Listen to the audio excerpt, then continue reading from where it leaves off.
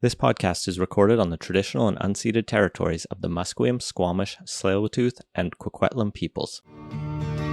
British Columbia, I've seen your mountains high, seen your pretty rainbows and your blue crystal skies, watched your winding rivers as they flow around the bend. To me you're not a stranger, you'll always be a friend. Coming to you from the West Coast, this is Politicos. Today is June 26, 2025. I'm Scott Lundbaum. And I'm Ian Bushfield. On today's show, blackmail backtracks, ferry fiascos, and NATO spending and more. It's a quieter week, but the NATO summit kind of took up a lot. But there's still some fun little stories around. On that note, we'll be taking next week off. I'm going to go camping. I'm sure you've got some holiday celebrations to attend. Yeah, that first week of July is usually pretty quiet too, so between everything, we figured we're going to take the week off and get some much needed vacation time for us, and then be back the following week to, break down whatever's happened since then, and hopefully it's actually a quiet week. We could use one of those globally. Oh, yeah, we could. Yeah. Support our vacations at patreon.com/politicos. Not that we actually take any money from this show, but it helps keep it running. Support our editor's vacation, because he's the only one getting paid for that. Yeah. Let's start here in BC. My favorite story of the week. Did blackmail happen? We have maybe. Hard to say. So it sounded less certain than it did. We've talked about this story where John Rustad sent a letter to his caucus saying the dissident MLAs who left his caucus, he didn't name them by name, but he said he's heard they've been trying to blackmail his staff and his caucus members to leave the Conservative Party of BC and join their upstart party that he's not naming, One BC. There's two people that could possibly be. At that point, you don't need to name names. Nevertheless. That was an interesting story. The NDP noticed that and went, those sound like crimes. Those are crimes. We're going to ask the police if those are crimes. And gave the file over to the RCMP. The Conservatives weren't doing that. And now it turns out the Conservative staffers who alleged the blackmail, they don't need to talk to the cops. Suddenly they're taking a very, protester who shuts up, doesn't talk to police, and that kind of approach. Not one you'd usually expect from Conservative Party members. But yeah, they have nothing to say. And not only that, later Rustad followed that up by musing about whether or not the claim of blackmail should have even been made. That maybe that was, little salaciously described and not... and was a little unfortunate. Yeah. According to CBC, in a speech he was giving, he didn't exaggerate the claims and he doesn't regret sending the letter to his caucus. But he says, quote, I do think about whether I should have used the word blackmail. That was how staff described it to me. But it's unfortunate this whole thing has become, quote, very politicized. It's fascinating. Amid all of this is this background situation where the Conservatives are doing the weirdest leadership review I've heard of in Canadian politics, where constituency by constituency, their riding associations are voting whether they have faith in Rustad's leadership, a process that's not happening simultaneously, but is going to take the rest of the year, possibly. Okay, that's wild. The only way I could think of this makes any sense is this is a leftover from when the Conservative Party was 12 people and getting 3% of the vote and usually not even putting up candidates in the majority of their ridings, were pulling together a big AGM leadership review conference somewhere in the province, and getting people to travel all over was a bit of an uphill battle. And logistically taxing in a way it wouldn't be now. This seems so much greater resource. This seems so much more logistically taxing. Is someone driving around to each meeting and stopping at every, hit to hit? Are they I have no right, clue why they can't do this all at once. Well, what I was gonna say is I think this might be a thing where back when it was such a small ragtag group, they wrote into the party constitution this thing where, hey, just, take a vote amongst yourselves and forward us what happened. As on that might have made sense, but yeah, it feels real ill-suited to the other major party now.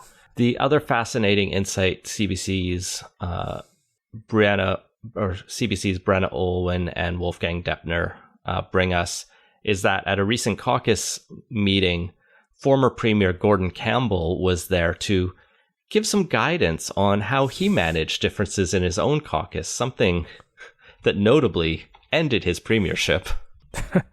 Well, you learn more from your mistakes sometimes than you do from your successes, so I wanted to give him a little slack on that one. Yeah, and he did, lead through 2 and a bit terms, which is pretty good for a British Columbia premier. But yeah, after that 3rd term, things started to go down pretty hard, especially with the HST and BC rail scandal and just everything kind of piled up. So the knives just had to come out. The main suggestion may be don't do a tats after promising you won't do a tats. Usually good advice. The one exception is John Chrétien got away with it, but the 90s were an interesting time. So Rustad's in very bad water. Like, things didn't seem so bad for him 3-6 months ago. They didn't seem like positive, but coming out of the election, he had kind of the situation that Pierre Poilievre has right now, right? Is they did well for the right-wing party. They're frustrated they didn't win, but they made a lot of breakthroughs they weren't expecting or maybe were hoping to get, but just missed that getting it over the line situation. And here we are where they can't hold their tent together. Yeah, I'm actually fascinated on how this even came about. It almost seems to me like one plausible scenario is that this was a somewhat slapdash attempt to, short support, cast the negative light on the other party and that breakaway that was never supposed to get outside the caucus room. And yeah, naturally, something as salacious as that managed to get leaked, but that this was never intended for public consumption, and now they're kind of just a little hapless on what to do about it and flailing. When I first heard the story of the letter and the allegations of blackmail, it had an air of believability to it to me, because I look at the characters involved and I go, there's some... I could understand some shady shit going down. And maybe it doesn't rise to criminal blackmail, but, these are a lot of people who don't have deep, long experiences in politics, or maybe some of them do and play a little loose with the rules. And sure, maybe some of them are unscrupulous and were making these kind of threats and strong arms. So I kind of believed that maybe the texts existed, for example. But then every walk back they make and refusal to engage with this undermines the credibility of Rustad and the Conservatives on this, that there was anything. I agree, I don't think they wanted this to get out. I think this was more of an internal, hey, we're under pressure, let's make sure we're all on the same team. But that's a bunker mentality that it's not great. It's kind of obvious, right? I joke about how their situation's similar to the Federal Conservatives, but the Federal Conservatives are a much stronger, more united team, whereas this was a ragtag group of people who showed up to join a reactionary fringe party, and you have this mix of prominent ex-BC Liberal, BC United with here's the, crazy anti-vaxxer from middle of nowhere on the island or whatever. And yeah, they were trying to get along, and it kind of worked for the election, and then they didn't win, and they had to, a couple people had to go. Yeah, whenever the party system changes, there's always a messy period on that, and I think this is probably just one of those bits. But yeah, you got a lot of people who were some of the early people in the door who were much less practiced, polished, and professional when it came to everything, so, which makes them a tough fit with the more establishment and professional and like long experience in major party politics people who came over from the BC Liberals. And so here we are sitting in this era of BC politics where every day John Rustad is shaking the 8-ball and asking if he'll still be friends with the Conservative Party. And, will we still be friends in a year? Probably not. Will we still be friends, or will I still be leader in a month? No. Will I still be leader in a week? It's the Simpsons bit, right? I'm throwing back to something that came out 20 years ago, but it was a good bit, I thought. Very, very, very good times to be David Eby, frankly. Yeah, this whole thing reeks of amateur hour and just makes the Conservatives look unserious, which not a great look for them. That was already a thing they were fighting a bit, so having to then dig yourself out from doing a bunch of stuff to confirm that perception is just going to make it harder for them. The only thing that looks less serious is closing applications for your leadership race on June 14th, and 12 days later, still saying on your website, contestants will be announced soon. Enough about the BC Greens. Let's talk about the rocky waters for the BC government with the ferry situation. That is apparently still a story of whether BC Ferries is going to buy these Chinese ships.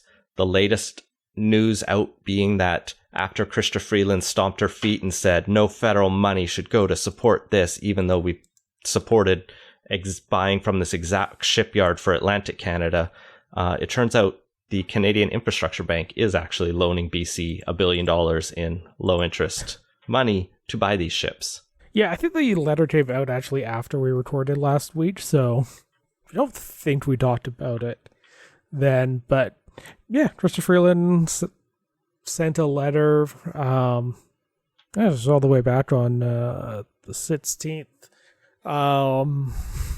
Basically expressing her displeasure, listing off the, litany of complaints that Canadian governments have with respect to China on there, and urging the BC government to do something differently on that.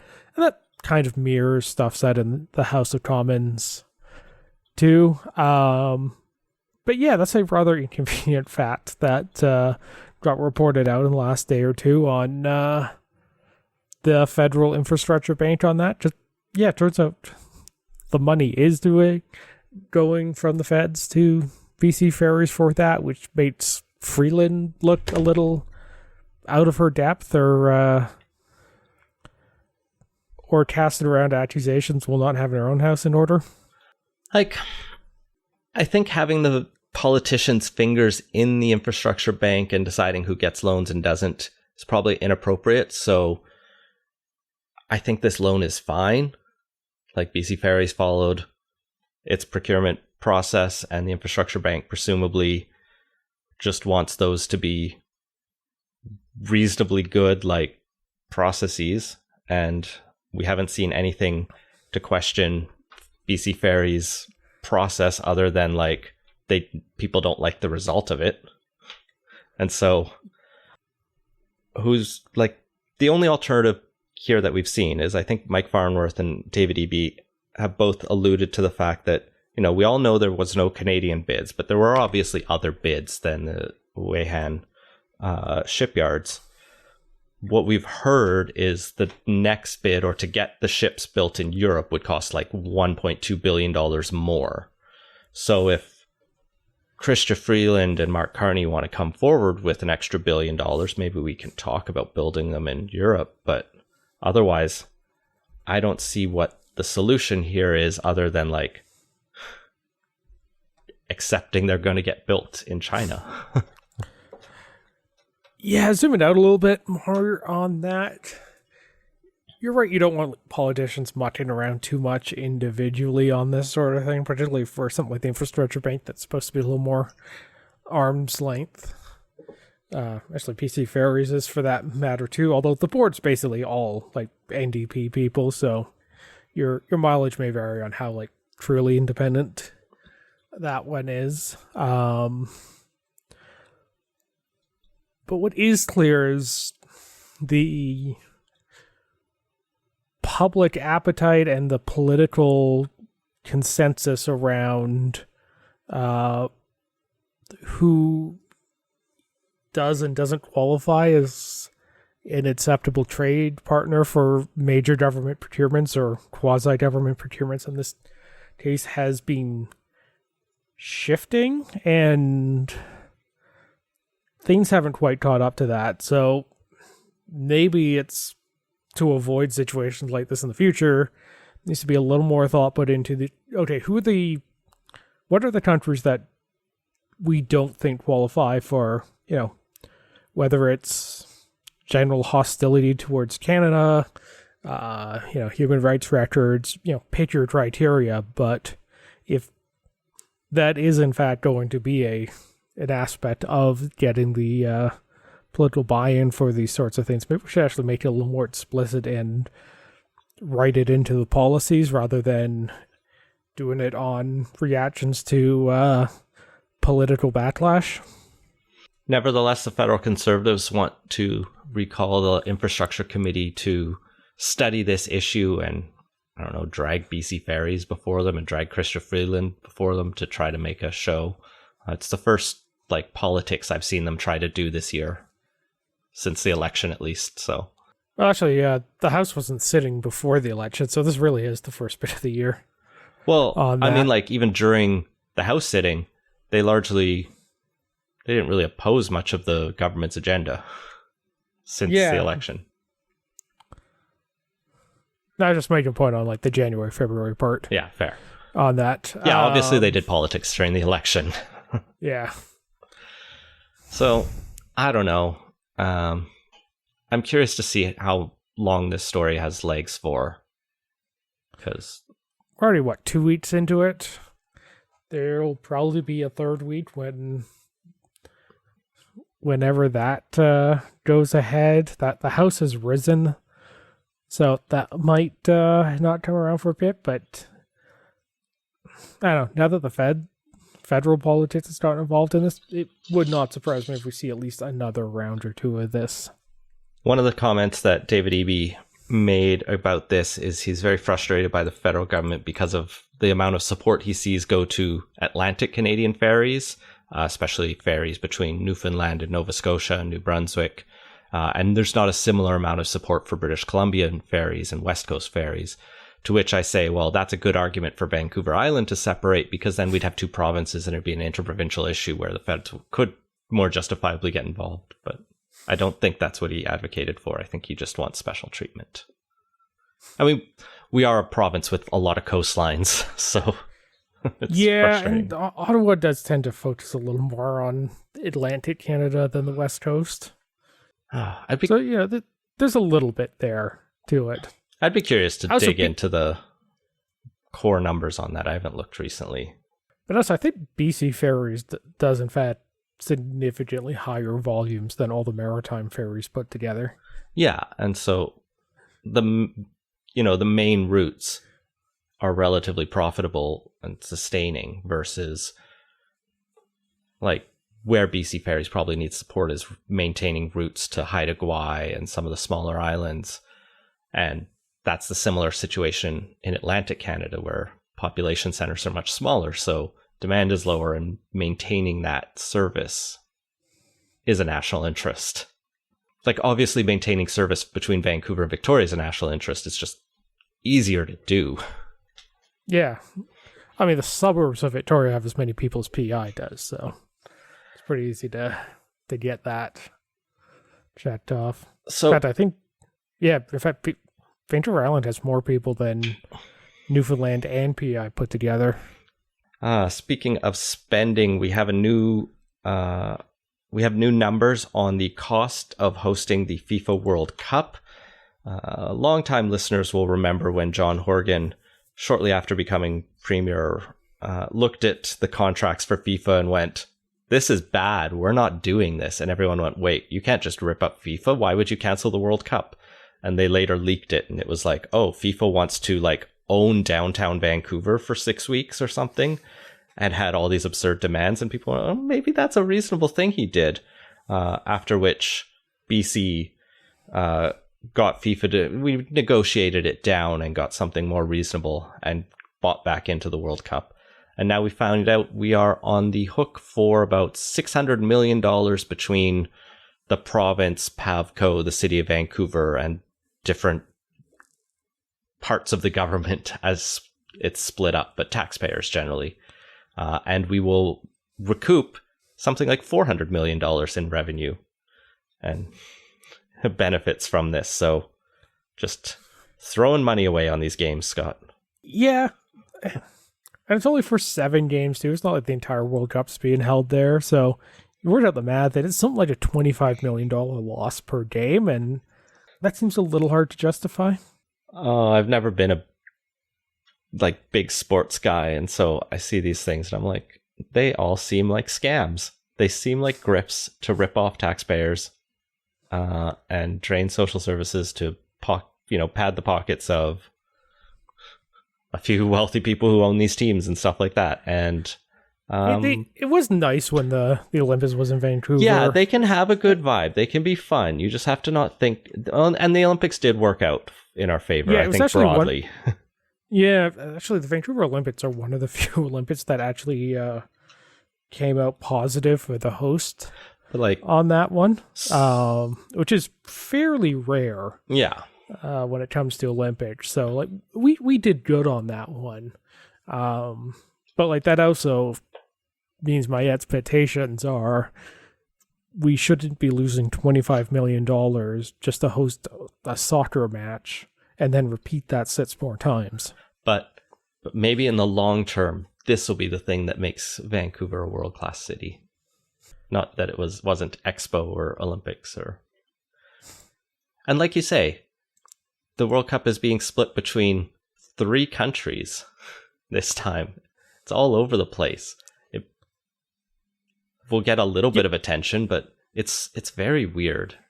Yeah, I don't understand what they're doing here. I mean, it lets them take money from more cities and more local governments, and probably no one wanted to foot the bill for the entire thing at this rate. Probably so. Well, I don't see David Eby pulling out at this point, so it's done. We're getting it. At least it doesn't require a full new stadium being built, but I believe they do have to put real grass down at BC Place, which is it's just a thing. It's just a thing that's going to happen. The House has risen, the Senate has risen, and Bill C-5 was the major bill to pass both houses and is now received royal assent. Despite some brief articles saying the Senate might, put up a fight over it, doesn't seem like they even held a divided vote on the final 3rd reading of the bill. Yeah, it sorted through pretty quick. I think I actually spent more time in the House than the Senate. And even that was a pretty quick route through the House. There was a slight delay right at the end. The NDP brought forward a procedural argument to the speaker saying that the 2 parts of Bill C-5, the free trade stuff and the let cabinet just greenlight infrastructure, are not actually the same and therefore can't be under the same bill. And the speaker went, you know what, you're right. 2 votes. So everyone voted for the free trade agreement, except Elizabeth May. She had her hand up to say nay on that. And then the Liberals and Conservatives minus Nate Erskine-Smith voted for the infrastructure section, with the Bloc, NDP, and Elizabeth May voting against that part. So it passed very easily. And then at the Senate, there was one amendment proposed to require free, prior, and informed consent from Indigenous communities before any project goes ahead under it, and that lost 65-8. So our commitment to UNDRIP, that is in law, is more of a guideline than a true, we believe in that very seriously. And yeah, the war amendments to strengthen the aspects of the requirements for consultation in this, or at least make it clear those were still required. But yeah, they did not go to the point of extending a veto over projects. So the bill becomes law now. I guess the next question is, what is Mark Carney going to do with this newfound power that he has, or at least the government has, for 5 years? Whether he will still have it remains to be seen after the next election. Nobody knows, so it's interesting. Yeah, I'm feeling increasingly confident he might actually get another government out of this. So far, things are looking fairly positive, but we'll have to see what the execution is, and particularly stuff like this, depending on what the projects are, could cause headaches in the future. Yeah, this is purely in the theoretical, hypothetical phase right now, where I think you shared in the Slack some polling from Angus Reid where people are pretty eager on this, but it's like, do you think housing is good? Most people say yes. Do you think a tower in your backyard is good? People get a bit more iffy on it then. So when these specific projects start coming forward, some will probably be quite popular. If he sticks to picking those ones, he'll be fine. If he picks some controversial ones, he might lose Quebec. He might lose Western Canada or BC. I can't imagine a project that he picked that would piss off Alberta unless he just refused to pick a pipeline. Yeah, with the Alberta stuff, it's probably going to be what doesn't get picked up by this rather than what does. But he's only got 2 MPs from there, so what's he got to lose? The entire province, if the separation thing goes badly. But yeah, even in Quebec, there's still support, a little more support than opposition for being able to override provincial interests in this. So it's far from clear that this is going to be a loser on those sorts of grounds. But the environmental part was the only part that actually didn't get majority support on there. So yeah, in the aggregate, definitely seems like Canadians are pretty on board with this, which matches the less rigorous vibe sense I've been getting on all of this. And probably also shows why it was politically smart to go quickly on this, because if you don't and turn it into, we're going to spend 18 months figuring out the process to speed up processes, it would just sap all the momentum out of this, and we'd still be in the, we don't actually know what we're going to do, but we're talking a lot about maybe doing it in the future. He has laid out the rakes, and it now remains to be seen if he can avoid stepping on them as he moves forward with the infrastructure. Yeah, but honestly, I kind of prefer this to so studiously avoiding anything that might have any risk for it. Nothing ever happens, but, massive amounts of process get done, but no results actually get turned into concrete things, or no results ever happen on it. So yeah, there might be a little more political risk in this, but maybe we actually should have a little more political risk and see a little more leadership out of the political leaders rather than maximizing safety, and meanwhile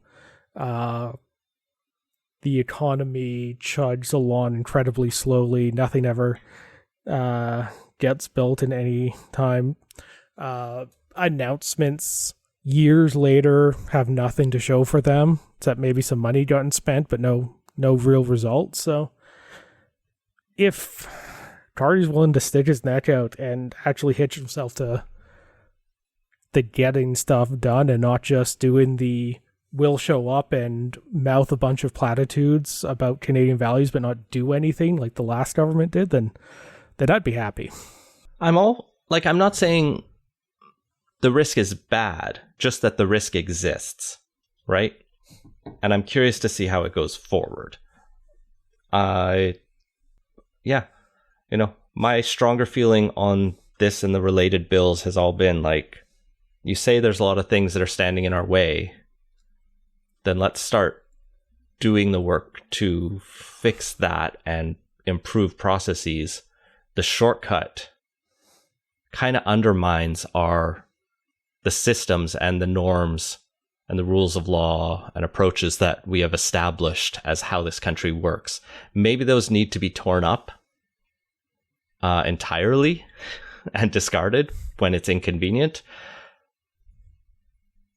But that's not the argument I usually expect from the radical centrist banker that is Mark Carney. And so I'm just curious to see where like he or David Eby go with these newfound powers. Or Doug Ford, for that matter. Doug Ford, I kind of know where he's going. He's going to the Ring of Fire, and maybe he's going to his stupid tunnel highway. Like, I get introducing these. He's the guy who brought strong mayor powers in. That fits, right? It's the other guys where their introduction is a little bit more curious. Yeah, I mean, the NDP have done some stuff about like single window permitting and everything, and whatnot, which does help a little bit on that process. But yeah, federally, I'm going to be watching the fall sitting because if there is a few things over the summer that get accelerated from this that are like important national priorities. And then once the ball gets rolling on that, when the House comes back, they circle back and start doing the grinding work of going through all the regulations, the accumulated the accumulated century and a half of laws that have been built up and like figure out where the actual friction points are. That would be great. There have been stuff that's happened the last 6 months that has put a new sense of urgency into all of this, so won't to give them a little slack on we need to get stuff moving now, but yeah, like you said, it's really going to depend on are you doing the more important structural work on that?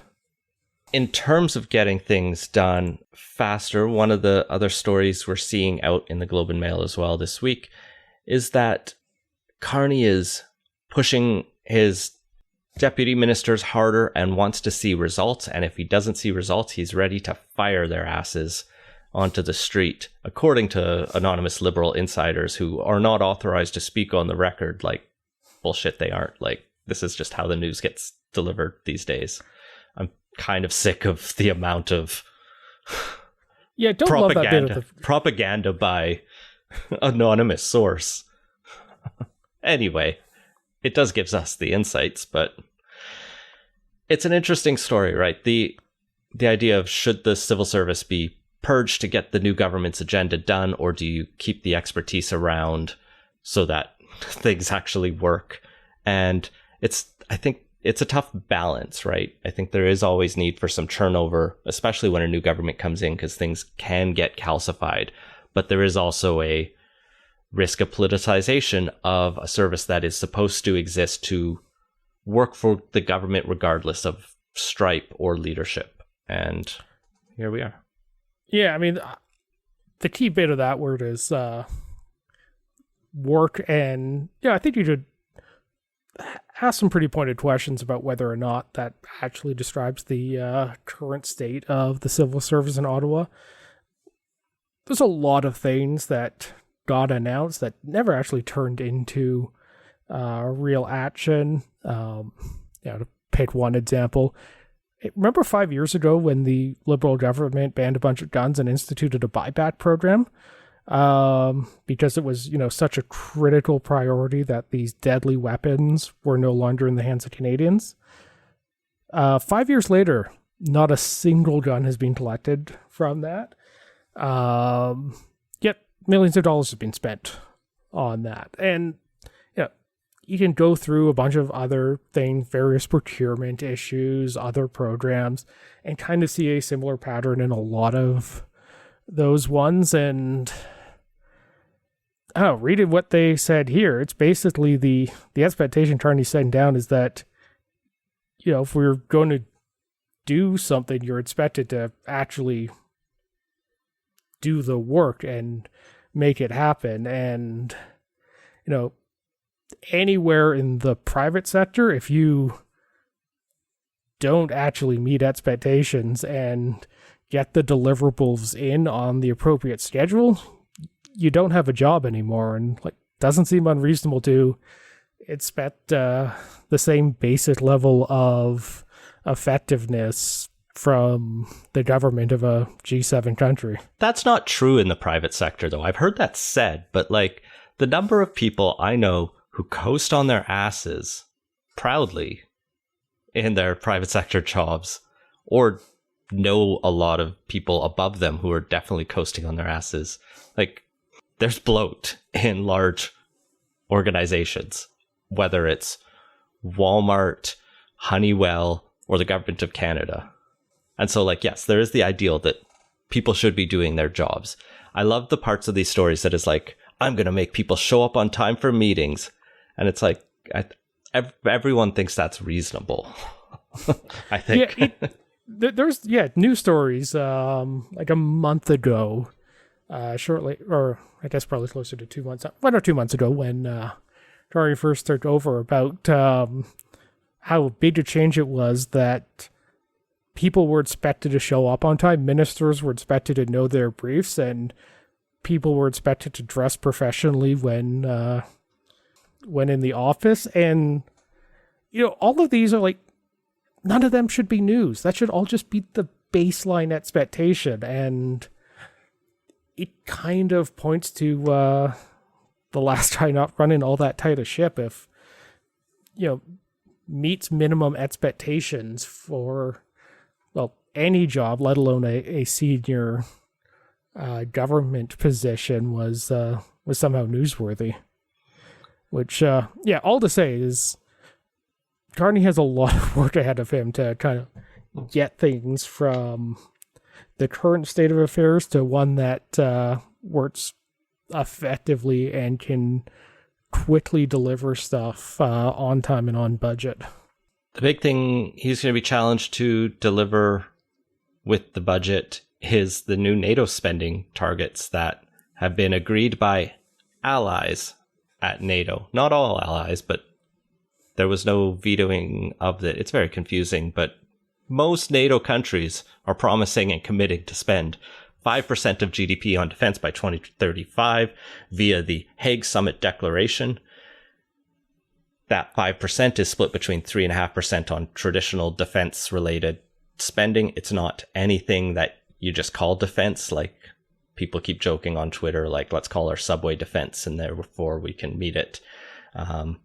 NATO's got a list of things that count, but there's a bonus 1.5% that's defense-related infrastructure necessary to deliver tanks around or to build the other things, where Canada's going to build a bunch of critical mineral mines and call it part of our 1.5%. But the key, might even get some of Doug Ford's Ring of Fire money to count for that. Exactly. That's their plan. And boosting up the ports to export those materials. So $150 billion a year in spending to bring us to that. It's a lot of money. It's a lot of money when we're not at 2% yet. Yeah, so this is phased in over 10 years. The one of the other things out of this is that now there's going to be a requirement that countries submit yearly reports to NATO about how they're doing on all of this and their plans to get to the target. On just the direct defense stuff, assume we hit 2% this year. That works out to about a 6% escalator over the next decade. which, yeah, will definitely compound quite a bit and represents a fairly significant increase. But this was also not a surprise. It had been talked about for a while. I was a little surprised they went as high as 5%, but the 2% target was set up in 2014 when the world was a lot less rocky, more stable. There wasn't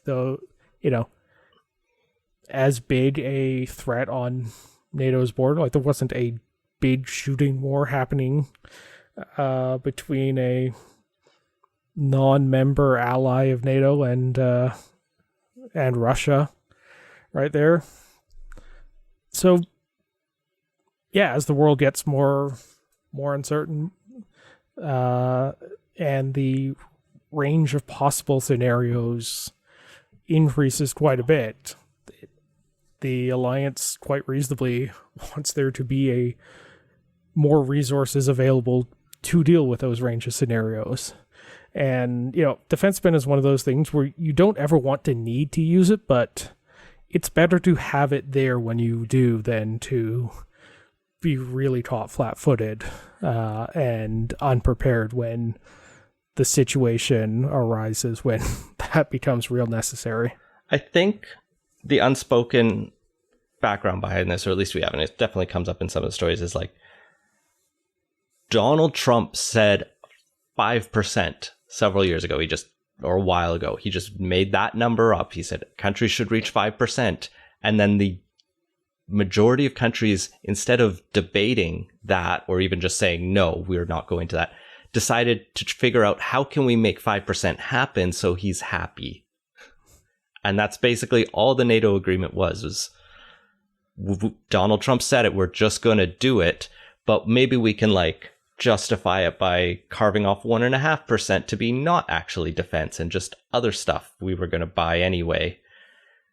Except, some countries said, could we put climate mitigation in there? And that got vetoed, unfortunately, to some of our listeners who thought that would be a pretty reasonable ask, because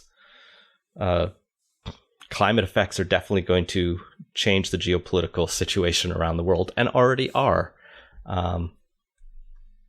But yeah, only 2 countries have really spoken out that are within NATO on this, notably Spain, who right as they were about to agree, it was we're not paying 5%. We're just not even going to try.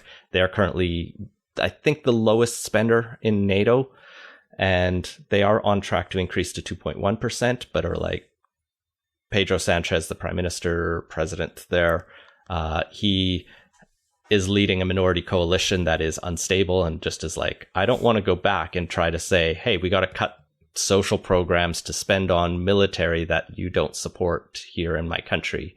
So they didn't veto the 5% promise, but are pretty much the reason why it doesn't say all allies are committed to doing this. The other one being Slovakia, where they are also, their prime minister is also musing about just leaving NATO entirely, and possibly aligning more with Russia and Turkey. Yeah. Or I'm Hungary. Okay. Yeah, he's been pretty critical of even just supporting Ukraine in general. So, yeah, it doesn't exactly seem a great ally on this, and not a surprise he's doing stuff to undermine the alliance on that front. Yeah, the rest of NATO seemed pretty pissed with Spain on that one. With, a few countries point out, this thing breaks down if you start handing out a bunch of special carve-outs all over the place, or, expecting the people right beside Russia to bear all the costs on this one. But, fundamentally, which is fair. The percent of GDP is so arbitrary because, like you were just saying, the previous government was really good at announcing things and throwing money at stuff, but that matters less than deliverables. If you could spend all the money you want, but not actually get tanks and guns and soldiers. You could lose a war despite spending a lot more. America's good at that. Right? And actually America does tend to have better stuff. They're just engage in bad choices historically. Yeah, A few. I mean, how you use it definitely matters for sure. And so there are within yeah, NATO's agreement, I believe, some objective standards as well. Yeah, they dig into the stuff of the NATO attached to the declaration. There's a breakdown of kind of what qualifies and what doesn't, which is somewhat useful because, yeah, be nice to actually have a little more clarity on what you can and can't throw in there. Although that 1.5 does seem open to a range of things and seems to be left a little vague. The stuff is just on security related stuff. So like you can make an argument that the RCMP's national security investigations and that sort of stuff might be able to be thrown under there. But yeah, at least have some clarity on the 3.5 on the actual direct defense stuff is nice on that. Yeah, it would be useful to have a more fine-grained, these are the capabilities we want to have, and these are how we're breaking it out among all the allies. That's tough to do in practice on it, so I can see where the percentage of spending falls, and it also, levelizes things between countries of different sizes a bit on that, which is also a little helpful from a diplomacy and international politics point of view on there.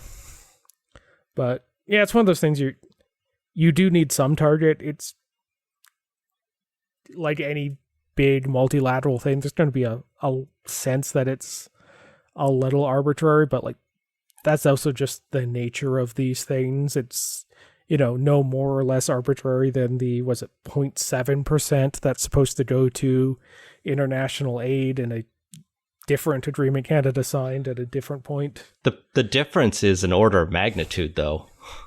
Like, yeah, but like sure. arbitrariness, yes, numerically they are different numbers, but like the critique that it is arbitrary is one that extends to a lot of international agreements. Rather than just sure. NATO.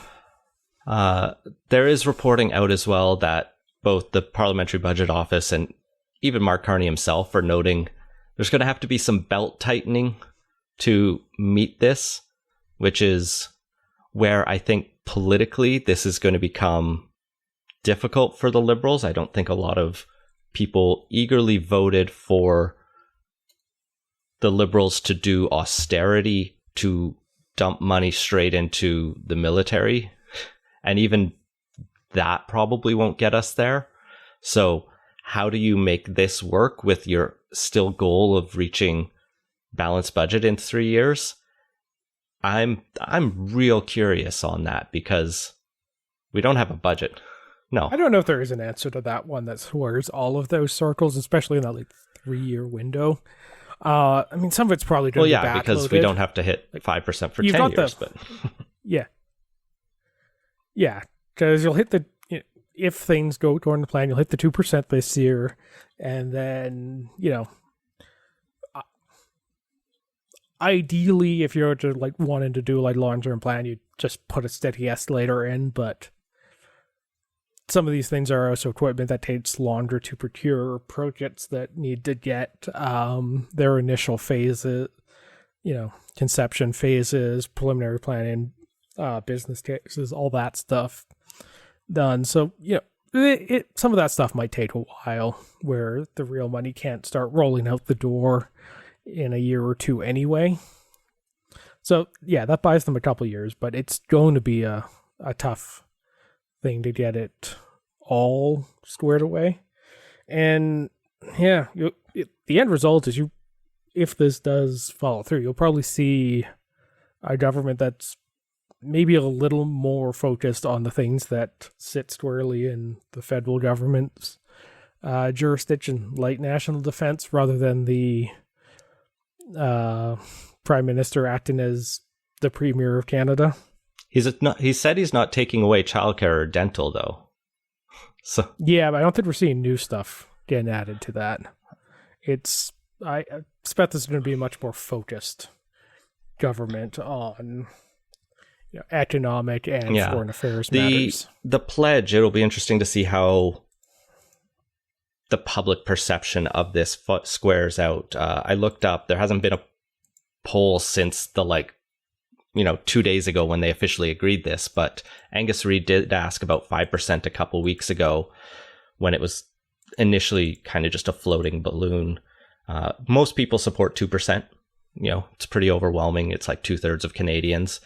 Once it goes up to 5%, it's not quite majority, but it's a plurality is against it. They think that's too high. 47%. That is actually how many conservatives are against that. 36% of Canadians say it's a fair target and one Canada should try to meet, a number that rises to 40% among conservatives. Conservatives are the most polarized on this. Most conservatives have made up their mind versus there's a higher proportion of undecided among liberals, but not much. 37% of liberals support the target versus 45% oppose, and 59% of NDP supporters, which there aren't many, don't like the target of 5%. So I think those numbers are going to shift. I don't know if they're going to shift in Carney's favor because he's still got popular goodwill, or if hey, we have to make some tough choices about which programs we cut to fund this is going to rattle some people's concerns, because cuts and tax hikes, neither are very popular when you start getting very specific to them. You can get away with some cuts and you can get away with some tax hikes, but we've started this government with a tax cut, and now we are promising some big spending. And this one is one you can't even grow the economy to get out from under. Just the target will increase proportionally too. I would expect you would probably see some of the liberal undecides come into support just from the rally around the party on that one and the leader. But yeah, beyond that, I don't know. It's going to be a little hard to see. I think it's also going to depend on where things go geopolitically. If things continue to be chaotic in a number of different ways, whether it's the relationship with the states or other events going on, I would expect that remains fairly strong support, or the support would continue to inch up a little bit on that. If we enter a quiet period and the costs are a little more front and center, that probably go the other way. But honestly, it's one of those times we'll tell things. I think there's a few delusions that are kind of sitting out there around this. The first of which is, I've seen it a few times, of we all just agreed this to satisfy Trump, and he won't be president by the time we have to reach it, so it won't be a factor. And I'm pretty sure the U.S. establishment on both sides of the aisle has been long in favor of more defense spending. Yeah, there's Biden, Obama, Bush, Clinton. Yeah, all complained about this sort of thing. Although Clinton was pre-specific target, but yeah, the specific target. But yeah, it's been a long-standing complaint of the American establishment on that.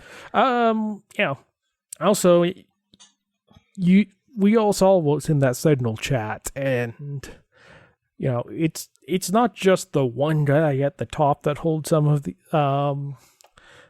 views about the U.S. as allies, so shouldn't count on that just going away in 3.5 years. But subsequent elections will be important on the direction that takes, and you wouldn't want to stake everything on it going in one particular way on that. It kind of goes back to the previous point about you need the base of resources there to deal with the wide range of scenarios on that. The other thing I've seen is we need this money to defend against the U.S. And I'm just folks, you don't know how big the U.S. military is. It doesn't matter what we spend, we will lose. We will lose the short-term war. We might win a long-term guerrilla war, but it will be not because we spent $200 billion in the next, per year for the next few years. It's because a lot of people die and make their lives hell for it. Like, it's just, we are too small of a country to win a war against the US. I have a few thoughts on that. Obviously in like a direct force on force scenario, that doesn't become winnable. But you also do get benefits from just, even if you can't win, increasing the cost, that decreases the likelihood that things do get to the point where someone makes a decision that, oh, this is going to be pretty costless, so let's just do it. There is also the fact that you don't get stronger in your sovereignty the more dependent you are on another nation for your defense, and the less you have to offer on being able to look after your own stuff. So you do, even outside of a kinetic scenario, you do get increase leverage, clout, and whatnot from just having more hard power in general. I think that can get overrated. There are countries with smaller or no militaries at all, like Iceland, Costa Rica, and many with small countries who definitely are sovereign. Have like... and viewed as sovereign. Yeah, but have like very little clout globally. They are viewed as sovereign and they get their stuff done. I mean, the final element of it is just like, where is this going to get spent? And we are seeing some deals with Europe. I don't think we have time to get into the specifics, given we're running tight on an hour. But I know there's this, the elbows up view is to diversify away from the US, but the amount of money we're talking about, I could see our percentage of US military spending go down, but we still spend more in absolute dollars in US military gear because they're close, convenient, work frequently with us, and they make a lot, right? And I'll be interested to see how those numbers shift around. Yeah, although or if we... The US gets a lot of focus, particularly for a few other very high-end systems. But the European defense industry is nothing to slow at. The French and Germans both have some pretty impressive systems in a wide range of categories. The new radars we're getting for the Arctic, they're coming from Australia. It's easy to over-index on how important the US needs to be if you're if you're looking at this stuff. There are a few capabilities that are hard to source outside of there, but particularly when Europe is getting serious about this stuff and setting up a continent-wide program on it, that's an economic base that's the size of the US. It could certainly produce a lot of the stuff that we would normally just be looking at the US for, and there's at least 2 6th generation fighter programs that are active just in Europe right now, which, it's been a little while since, I think they kind of didn't really have a 5th generation one that went anywhere, but this would be the F-35 successor. So, there's some serious cutting edge defense programs in the works there, and I think if we're serious about this, we can make it happen. It's definitely a win for the defense industry. The military industrial complex is licking their lips at the amount of money they're going to collect over the next decade. Yeah, and at the same time, I'm sure Poland and the Baltics are kind of breathing a sigh of relief knowing that the deterrence factor just increased significantly in their favor. And that has been Politicos. Find links to everything we talked about at politicos.ca. Support the show and get access to our exclusive Slack channel at patreon.com/politicos. Our intro music is Beautiful British Columbia by Serge Plotnikov. Politicos is a production of Leg and Boot Media. Audio editing provided by Jesse Woodward at listener-supported CHLY 101.7 FM in Nanaimo. Learn more at chly.ca.